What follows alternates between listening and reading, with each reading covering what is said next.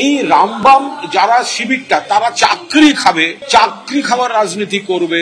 রামবামকে এক করবেন না, বামেদের সঙ্গে আপনাদের ইন্ডি জোটে আপনারা আছেন, বামেদের সঙ্গে আপনাদের ভীষণ মিষ্টি মধুর সম্পর্ক। আমরা ছবিটা ভুলিনি, সীতারাম ইয়েচুরির সঙ্গে মমতা বন্দ্যোপাধ্যায়ের ছবি, আমরা ডি রাজার সঙ্গে অভিষেক বন্দ্যোপাধ্যায়ের ছবি, এগুলো ভুলিনি। তাই মানুষকে রামবামের তত্ত্বটা প্লিজ দেবেন না। এক। আচ্ছা, দ্বিতীয় কথা হচ্ছে চাকরি খেলো মমতার সরকার এসএসসি, কারণ আপনারা অযোগ্যদের ঢাল করলেন, অযোগ্যদের আড়াল করলেন, অযোগ্যদের বাঁচানোর জন্য যোগ্যদের চাকরি খেলেন, আর দোষ হয়ে গেল ভারতীয় জনতা পার্টির। আমার তো অবাক লাগছে। বিষয়টা হলো এই রাজ্যে যতগুলো দুর্নীতি হয়েছে সেগুলো সব স্টেট স্পন্সর। এই রাজ্যের যে প্রশাসন, রাজ্য সরকার এবং দল, তৃণমূল দল, এদের পৃষ্ঠপোষকতায়, এদের মদতে দুর্নীতি হয়েছে।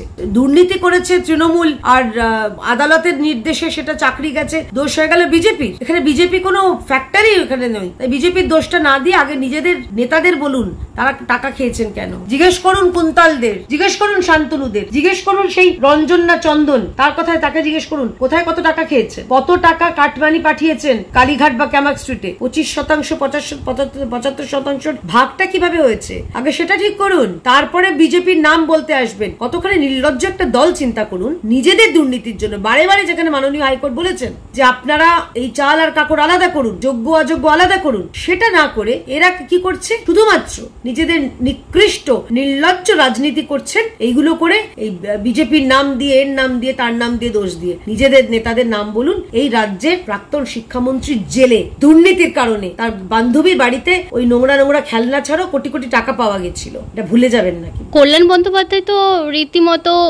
হাইকোর্টে সওয়াল করেছেন যে চিহ্নিত যারা অযোগ্য তারা তো চাকরিতে আবার পরীক্ষাতে বসতে পারবে না, এটা তো হাইকোর্ট শুনানি বলে দিয়েছে। তারপরেও উনি সওয়াল করেছেন যে কেন বসতে পারবে না অযোগ্যরা।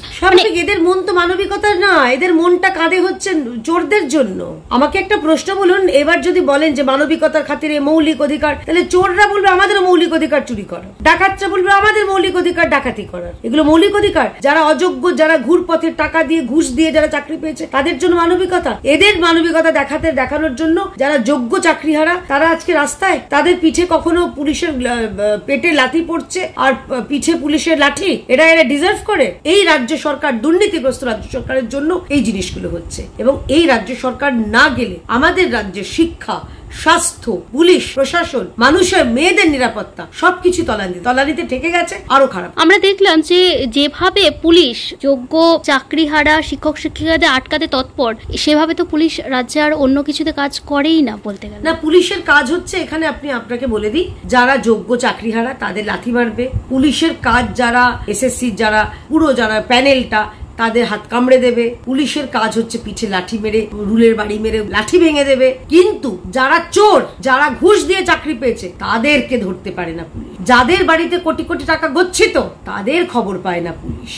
যারা সত্যের বিরুদ্ধে কথা বলছেন খালি পুলিশ তাদের খুঁজে খুঁজে পান, পুলিশ তাদের উপর অত্যাচার চালান। আর একটা কথা না বললেই নয়, একটু আগে আমাকে সজলদা পাঠালেন, তার যে পুজোটা, সন্তোষ মিত্র স্কোয়ারের পুজো, গতকাল রাত 12:30টায় মুচিপাড়া থানা তার বাড়িতে একটা প্রেমপত্র দিয়ে এসছে, শুধুমাত্র সজল ঘোষ বিজেপি করেন বলে। কত রাগ চিন্তা করুন। যেন তেন ভাবে তারা পুজোটা বন্ধ করতে চাইছেন। মানে এই সরকার শুধু, এরা পুলিশ প্রশাসন নয়, এরা তৃণমূলের পুলিশ, তৃণমূলের প্রশাসন, এরা of Trinamool, by Trinamool, for Trinamool. আপনাদের চ্যানেল মারফত পুলিশ ভাইদেরও বলতে চাই যে আপনাদের ডিএটাও কিন্তু বাকি রয়েছে। আপনারা যাদের মারছেন, যে ডিএ কর্মীদেরও আটকানোর চেষ্টা করছেন, মমতা বন্দ্যোপাধ্যায় কিন্তু আপনাদের ডিএটাও আটকে রেখেছে। আর ক্ষমতায় কিন্তু আমরা আসবো, তাই সব মনে থাকবে।